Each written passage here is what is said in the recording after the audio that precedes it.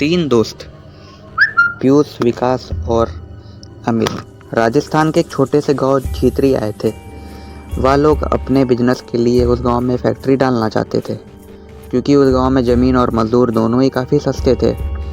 उस गांव में अमित ने होटल सोलफुल में रुकने का बंदोबस्त किया था। होटल सोलफुल एक छोटा सा होटल था। कोई आलीशान पत्थर नहीं थे, उसमें बस ईंट से बनी सफ़ेद रंग की एक मंजिला इमारत और नीचे खाने का एक वेज रेस्टोरेंट, जिसमें भी होटल और दरवाज़ों पर धूल लगी हुई थी, जैसे वहाँ का चूल्हा हफ्तों से जला ही नहीं था। जैसे ही वो लोग होटल पहुँचे तो उन्होंने देखा कि वहाँ कोई स्टाफ ही नहीं था। बस वॉचमैन के नाम पर एक बूढ़े से चाचा बैठे थे, जो अपनी बीड़ी पी रहे थे। पीयूष और विकास दोनों ही अमित को डांटने लगे, क्योंकि होटल बुक करने की जिम्मेदारी अमित की थी और वह होटल एकदम थर्ड क्लास लग रहा था। उनकी बातों को सुनते हुए वो वॉचमैन चाचा उन तीनों के पास हंसते हुए आए और उनसे पूछने लगे कि क्या वह होटल सोलफुल में ही रुकने वाले हैं। तीनों ने सर हिलाकर हाँ कहा और चाचा जोर से हंस पड़े। हंसते हंसते फिर उन्होंने चलना शुरू किया और कुछ गुनगुनाते हुए वहाँ से चले गए। उन तीनों ने उस वॉचमैन को चाचा को पागल समझकर उनकी बात पर ध्यान नहीं दिया। तभी रिसेप्शन पर एक आदमी आया, छोटे कद का, घनी मूंछों वाला। उसने उन्हें रूम की चाबी दे दी। वो लोग ऊपर अपने कमरे में गए, अपना सारा सामान रखा और कुछ देर आराम करने लगे। पीयूष को अचानक काफ़ी प्यास लगने लगी और रूम में पानी नहीं था। पीयूष पानी लाने के लिए जैसे ही रूम के बाहर निकला, उसे पायल की एक झमकार सुनाई दी। ऐसी आवाज़ जैसे कोई पायल पहने भाग रहा हो। पीयूष घबरा गया। उसको यह बात बेहद अजीब लगी, क्योंकि उस होटल में कोई और नज़र ही नहीं आ रहा था। अब उसके फ्लोर के कॉरिडोर के एंड से पायल की आवाज़ के साथ साथ एक जवान लड़की की हंसने की आवाज़ भी आने लगी। पीयूष उस आवाज़ के पीछे जाने लगा कि तभी उसके कंधे पर किसी ने हाथ रखा और पीयूष काफ़ी तेज़ी से चीख पड़ा। पीछे रिसेप्शनिस्ट पानी लेकर खड़ा था। पीयूष ने अपनी बौखलाहट में उस रिसेप्शनिस्ट को डांटा और पानी लेकर अब वापस अपने रूम में चला गया। देर रात विकास रूम के बाहर होटल की बालकनी में खड़ा अपनी गर्लफ्रेंड से बात कर रहा था। उस बालकनी से हाईवे का लंबा रास्ता साफ दिखाई देता था। अचानक उस रास्ते पर एक एक्सीडेंट होता हुआ दिखा। विकास चौंक गया। वह नीचे दौड़ लगाने के लिए जैसे ही मुड़ा तो उसके पीछे सफ़ेद कुर्ते में एक बूढ़ा आदमी खड़ा था। उस आदमी की लंबी सी सफ़ेद दाढ़ी थी और मुंह पर ढेर सारा झुर्रियाँ थी। विकास उस आदमी को देखकर घबरा गया था, क्योंकि वो आदमी सिर्फ हाईवे की ओर देखकर मुस्कुरा रहा था। फिर अचानक से उसने विकास को देखा और हंसना बंद कर दिया। वह आदमी जैसे ही विकास की ओर बढ़ा, विकास डर कर अपने रूम में आ गया। रूम में आकर जब उसने अपने आप रूम की खिड़की से उस हाईवे पर देखा तो वहाँ कोई एक्सीडेंट नहीं हुआ था। अगले दिन तीनों फैक्ट्री की साइट देखने के लिए निकले, लेकिन गाड़ी शुरू होकर थोड़ा आगे ही बढ़ी थी कि अचानक बंद पड़ गई। साइड जाने के लिए कोई बस या सवारी भी नहीं थी। तो उन तीनों ने रिसेप्शनिस्ट के कहने पर शहर से एक मैकेनिक को बुलाया। 3 घंटे बाद जब मैकेनिक आया तो उसने थोड़ी देर तक गाड़ी को देखने के बाद कहा कि गाड़ी को वर्कशॉप ले जाना होगा। वो तीनों मैकेनिक के साथ ही टोक करने वाली गाड़ी में चले गए और साइट पर उतर गए। साइट देखते देखते शाम हो गई थी। उनको मैकेनिक का कॉल आया। कल सोलफुल एक कब्रिस्तान पर बना गया था। एक नहीं बल्कि 100 से भी ज़्यादा भूत वहाँ रहते हैं और इसीलिए वहाँ कोई भी नहीं जाता। पीयूष और विकास के साथ हुए हादसों ने उन्हें सोचने पर मजबूर तो किया, पर अमित भूत प्रेत और सुपर नेचुरल चीज़ों में नहीं मानता था।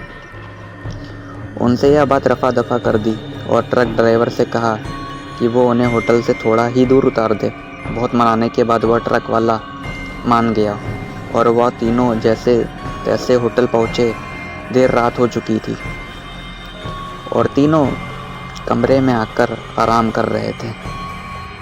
अमित भी लेटे लेटे अपनी फ़ोन से खींची फ़ोटोज़ देख रहा था, लेकिन अचानक वह उठकर बैठ गया।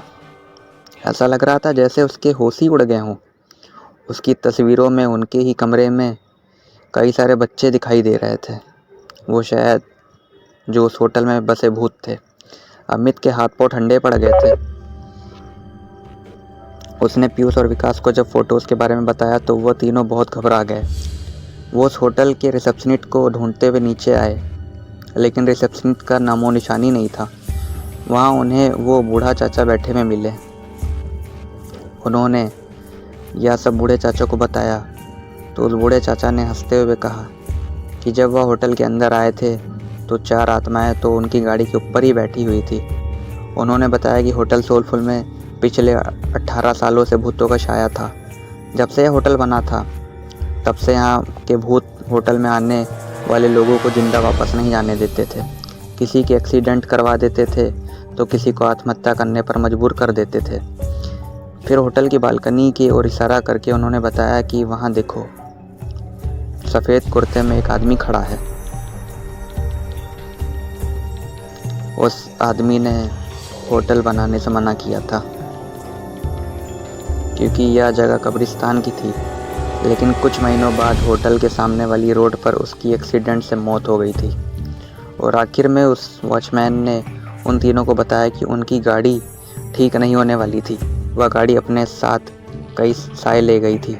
होटल में रहने वाले उन बच्चों की आत्माओं को वो गाड़ी काफ़ी पसंद आ गई थी और शायद इसीलिए वो तीनों अब तक जिंदा भी नहीं थे।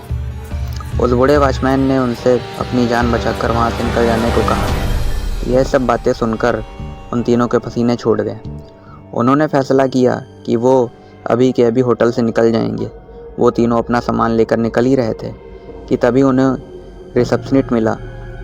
वो तीनों उसे धक्का मारकर वहाँ से तेज़ी से भागे। हाईवे पर आकर वो लोग आगे जा रही गाड़ियों से लिफ्ट मांगने लगे। कोई गाड़ी रुकने का नाम ही नहीं ले रही थी। तभी वहाँ रिसेप्शनिस्ट उनके पास आया और हंसते हुए उनसे पूछा कि वो लोग भाग क्यों रहे थे। रिसेप्शनिस्ट उन्हें होटल में वापस अंदर आने के लिए कहने लगा और तब अचानक से हवा के झोंके से उसका मफलर उड़ गया। उन तीनों को उसके गले में फांसी के फंदे का निशान दिखाई दिया।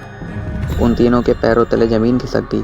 वो समझ गए कि शायद यहाँ सभी मर चुके हैं और कोई भी जिंदा नहीं है। तीनों डर के मारे हाईवे के रास्ते पर भागने लगे। भागते भागते जब कुछ दूर तक पहुँच गए तो उन्होंने पीछे पलटकर देखा। हवा में कई सारे भूत उस होटल के चक्कर लगा रहे थे और उस रोड पर खड़े वो वॉचमैन और रिसेप्शनिस्ट उन्हें देखकर अजीब तरीके से मुस्कुरा रहे थे। चित्री गांव के बारे में बात करने से आज भी वह तीनों बेहद घबराते हैं। उनकी जान तो बच गई, लेकिन ज़िंदगी भर के लिए उनके मन में उस जगह का डर बैठ गया था।